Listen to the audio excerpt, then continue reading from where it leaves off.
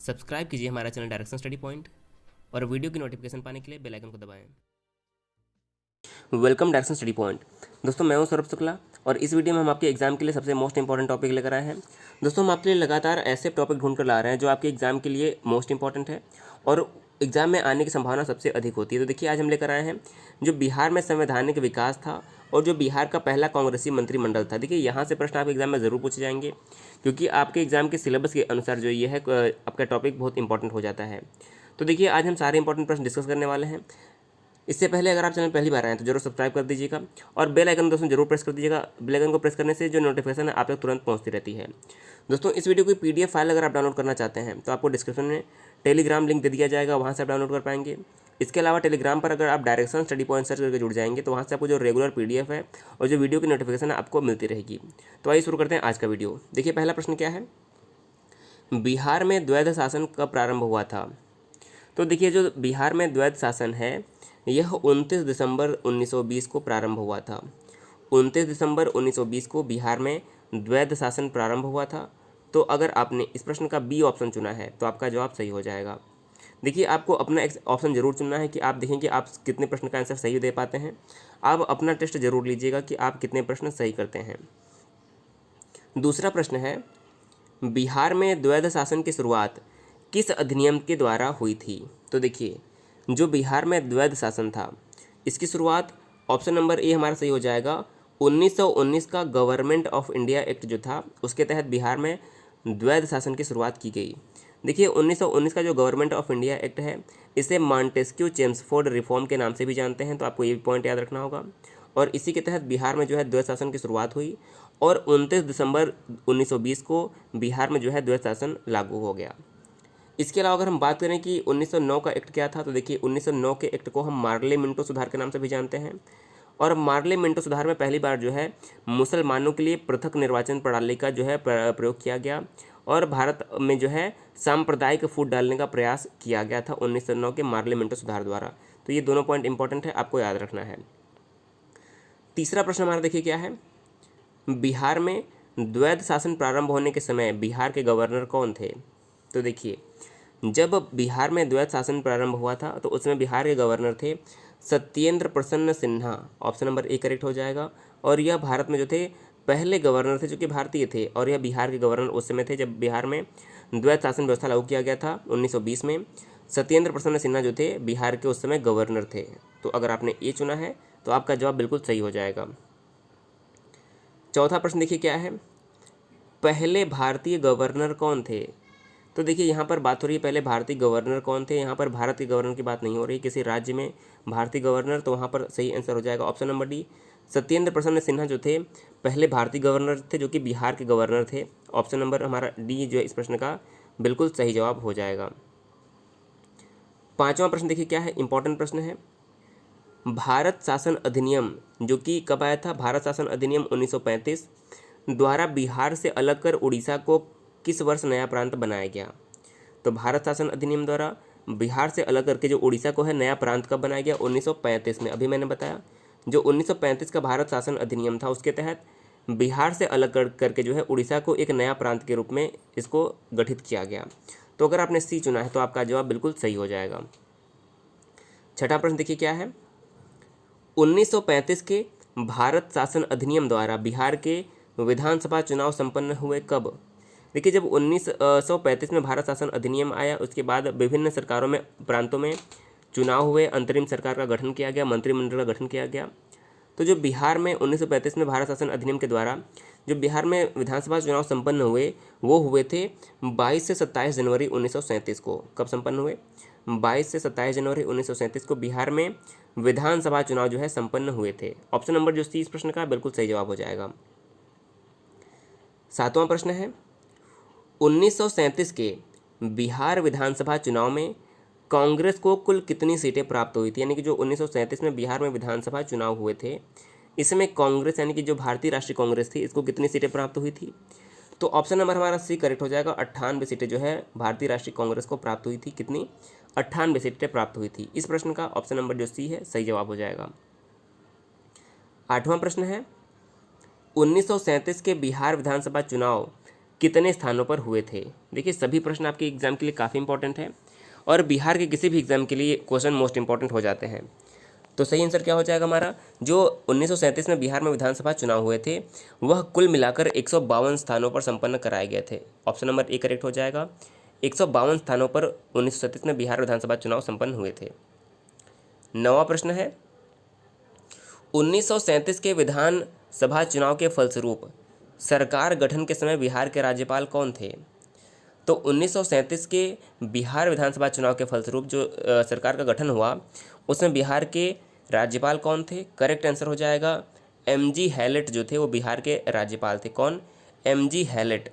Option number B अगर आपने चुना है तो आपका जवाब सही है। देखिए आपको सारे प्रश्न का नोट्स बना लेना है, इसे याद कर लेना है।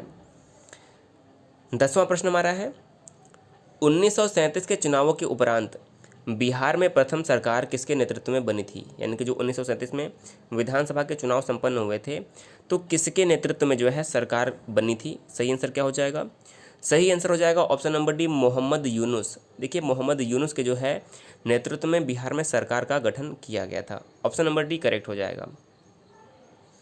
अगला प्रश्न है 11वां प्रश्न, बिहार के प्रथम भारतीय प्रधानमंत्री कौन थे। देखिए यहाँ पर आपको प्रधानमंत्री से बिल्कुल कंफ्यूज नहीं होना है।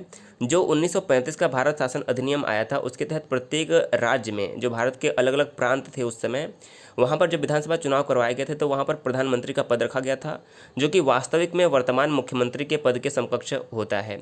तो यहाँ पर जो प्रधानमंत्री का पद रखा था वो प्रांतीय सरकार का जो था प्रमुख का पद वो उस समय था जिसे हम प्रधानमंत्री कहते थे। तो जो बिहार के प्रथम भारतीय प्रधानमंत्री जब वहाँ पर विधानसभा चुनाव हुए थे तो बने थे मोहम्मद यूनुस। तो ऑप्शन नंबर जो हमारा बी मोहम्मद यूनुस है इस प्रश्न का सही उत्तर हो जाएगा ऑप्शन नंबर बी। 11वां प्रश्न है, बिहार राज्य में ही प्रथम भारतीय मंत्रिमंडल कब संगठित हुआ। तो देखिए बिहार राज्य में प्रथम भारतीय मंत्रिमंडल कब गठित हुआ इसका आंसर आपको बताना है। तो सही आंसर हो जाएगा ऑप्शन नंबर ए 1 अप्रैल 1937 को बिहार राज्य में प्रथम भारतीय मंत्रिमंडल का संगठन यानी कि गठन किया गया। ऑप्शन नंबर ए इस प्रश्न का सही जवाब हो जाएगा। 13वां प्रश्न है, बिहार में प्रथम कांग्रेसी मंत्रिमंडल का गठन कब हुआ। तो आपको बताना है कि बिहार में प्रथम कांग्रेसी मंत्रिमंडल का गठन कब हुआ। सही आंसर हो जाएगा ऑप्शन नंबर सी 20 जुलाई 1937 को बिहार में प्रथम कांग्रेसी मंत्रिमंडल का गठन हुआ था। आपने अगर ऑप्शन नंबर सी चुना है तो आपका जवाब करेक्ट हो जाएगा। 14वां प्रश्न है, बिहार राज्य में पहली कांग्रेस कैबिनेट का गठन किसके नेतृत्व में किया गया। तो देखिए बिहार राज्य में पहली कांग्रेस का कैबिनेट का जो गठन था वह श्री कृष्ण सिंह के जो है नेतृत्व में गठित किया गया था। किसके, ऑप्शन नंबर ए करेक्ट हो जाएगा Shri Krishna Singh. Option number A इस प्रश्न का सही जवाब हो जाएगा। देखिए 15वां प्रश्न हमारा क्या है, बिहार के कांग्रेस मंत्रिमंडल ने कब राजबंदी के मामले को लेकर अपना त्यागपत्र दे दिया। तो बिहार में के कांग्रेस मंत्रिमंडल ने कब राजबंदी के मामले को लेकर अपना त्यागपत्र दे दिया। सही आंसर हो जाएगा ऑप्शन नंबर ए 15 फरवरी 1938 में जो है बिहार में जो कांग्रेस मंत्रिमंडल था उसने राजबंदी के मामले के विरोध में अपना त्यागपत्र दे दिया था। ऑप्शन नंबर ए अगर आपने चुना है तो आपका जवाब इस प्रश्न के लिए बिल्कुल सही हो जाएगा। 16वां प्रश्न है, द्वितीय विश्व युद्ध में इंग्लैंड की सरकार द्वारा भारत को युद्ध में शामिल करने के विरोध में बिहार मंत्रिमंडल द्वारा त्यागपत्र कब दिया गया। तो देखिए जो द्वितीय विश्व युद्ध था इसमें इंग्लैंड की सरकार द्वारा भारत को युद्ध में शामिल करने के विरोध में जो बिहार मंत्रिमंडल का त्यागपत्र था वह 31 अक्टूबर 1939 को दिया गया। कब दिया गया, 31 अक्टूबर 1939 को। ऑप्शन नंबर 20 प्रश्न के लिए बिल्कुल सही आंसर हो जाएगा। 17वां प्रश्न देखिए क्या है, ध्यान से देखना है। बिहार में कांग्रेस मंत्रिमंडल जो कि 1937 से 1939 तक चली द्वारा निम्न में से कौन कौन से कार्य किए गए। यानी कि जो बिहार में कांग्रेस मंत्रिमंडल था उसके द्वारा कौन कौन से कार्य किए गए। तो आइए हम ऑप्शन पढ़ते हैं। देखिए पहला दिया है हरिजनों की शिक्षा एवं उनकी आर्थिक स्थिति में सुधार संबंधी कार्य किए गए। बिल्कुल सही है, ये कार्य किए गए कांग्रेस मंत्रिमंडल द्वारा। बिहार टेनेंसी अमेंडमेंट एक्ट 1938 पारित किया गया। बिल्कुल सही है। तीसरा ऑप्शन है कि बंदियों की रिहाई, कई पुस्तकों एवं प्रकाशनों पर से प्रतिबंध की समाप्ति एवं केटी शाह की अध्यक्षता में शिक्षा पुनर्गठन समिति का स्थापना किया गया। देखिए तीनों ऑप्शन जो है बिल्कुल सही है, जो कि बिहार में कांग्रेस मंत्रिमंडल द्वारा तीनों कार्य किए गए थे। तो ऑप्शन नंबर जो हमारा सी डी है उपर्युक्त तो सभी इस प्रश्न के लिए सही जवाब हमारा हो जाएगा। ऑप्शन नंबर डी उपर्युक्त सभी जो है सही है। 18वां प्रश्न है, अखिल भारतीय मुस्लिम लीग का 26वां अधिवेशन जो कि 26 दिसंबर 1938 को हुआ, मोहम्मद अली जिन्ना के नेतृत्व के समय में कहाँ संपन्न हुआ? तो अखिल भारतीय मुस्लिम लीग का 26वां सम्मेलन अधिवेशन मोहम्मद अली जिन्ना के नेतृत्व में कहाँ संपन्न हुआ? सही आंसर हो जाएगा ऑप्शन नंबर बी, पटना में। देखिए, जो मुस्लिम लीग का 26वां अधिवेशन 26 दिसंबर 1938 को मोहम्मद अली जिन्ना के नेतृत्व में जो है बिहार की राजधानी, जो वर्तमान राजधानी बिहार की है, पटना में आयोजित किया गया था। तो अगर आपने बी चुना है तो आपका जवाब बिल्कुल करेक्ट हो जाएगा। 19वां प्रश्न देखिए क्या है। 1937 ईस्वी में कुछ स्थानीय मुस्लिम पार्टियों का विलय मुस्लिम लीग में हो गया। निम्नलिखित में से कौन सी पार्टी इनमें शामिल नहीं हुई? यानी कि जब 1937 में बहुत सारी स्थानीय मुस्लिम पार्टियों का विलय मुस्लिम लीग में हो गया, तो किस पार्टी का विलय मुस्लिम लीग में नहीं हुआ था, इसका जवाब आपको देना है। तो सही आंसर देना है, सही इसका आंसर हो जाएगा option number C, Bihar independent party. जो बिहार इंडिपेंडेंट पार्टी थी, इसने मुस्लिम लीग में विलय होना स्वीकार नहीं किया। ऑप्शन नंबर सी इस प्रश्न का सही जवाब हो जाएगा। 20वां प्रश्न है, उड़ीसा किस वर्ष बिहार से अलग हुआ? जो उड़ीसा है वह बिहार से किस वर्ष अलग हुआ? सही आंसर हो जाएगा ऑप्शन नंबर सी, 1936 में। देखिए, 1936 में जो है उड़ीसा बिहार से अलग होकर एक नया प्रांत बना। सी ऑप्शन बिल्कुल सही जवाब हो जाएगा इस प्रश्न का। 21वां प्रश्न है, बिहार में सर्वप्रथम निर्वाचित सरकार कब बनी थी? यानी कि बिहार में जो प्रथम चुनाव द्वारा सरकार कब बनी, निर्वाचन द्वारा सरकार कब बनी? तो सही आंसर हो जाएगा ऑप्शन नंबर सी, 1937 में बिहार में प्रथम जो है निर्वाचित सरकार का गठन किया गया था। ऑप्शन नंबर सी करेक्ट हो जाएगा। 22वां प्रश्न है, 1937 ईस्वी के चुनाव में मुस्लिम लीग के टिकट पर बिहार राज्य की विधानसभा से कितने मुस्लिम चुने गए? तो 1937 के चुनाव में मुस्लिम लीग के टिकट पर बिहार विधानसभा की अगर हम बात करें कि कितने मुस्लिम चुने गए थे, तो सही आंसर हो जाएगा ऑप्शन नंबर डी, कोई नहीं। देखिए, जो 1937 में विधानसभा चुनाव बिहार में हुए थे, इसमें मुस्लिम लीग के टिकट से चुनाव काफ़ी लोगों ने लड़ा, लेकिन इसमें से कोई जीत नहीं पाया था। तो ऑप्शन नंबर जो हमारा डी इस प्रश्न का है, सही जवाब हो जाएगा। 23वां प्रश्न देखिए क्या है, रेगुलेटिंग एक्ट के प्रावधानों के तहत बिहार के लिए एक प्रांतीय सभा की स्थापना कब की गई? देखिए, आप सभी को पता है जो रेगुलेटिंग एक्ट था 1773 में आया था, और इसके तहत बिहार के लिए एक प्रांतीय सभा की स्थापना कब की गई? सही आंसर हो जाएगा 1974 में। देखिए, 1973 में रेगुलेटिंग एक्ट आया और 1974 में जो है बिहार में प्रांतीय सभा की स्थापना की गई थी। ऑप्शन नंबर जो बी अगर आपने चुना है तो आपका जवाब सही हो जाएगा। 24वां प्रश्न है, बिहार में व्यक्तिगत सत्याग्रह किस वर्ष शुरू हुआ? तो जो बिहार में व्यक्तिगत सत्याग्रह था वह 28 नवंबर 1940 से प्रारंभ हुआ। ऑप्शन नंबर ए, 28 नवंबर 1940 से बिहार में व्यक्तिगत सत्याग्रह जो है प्रारंभ हुआ था। ऑप्शन नंबर ए सही जवाब हो जाएगा। और आज का हमारा अंतिम प्रश्न है 25वां प्रश्न, बिहार में प्रथम व्यक्तिगत सत्याग्रही कौन थे?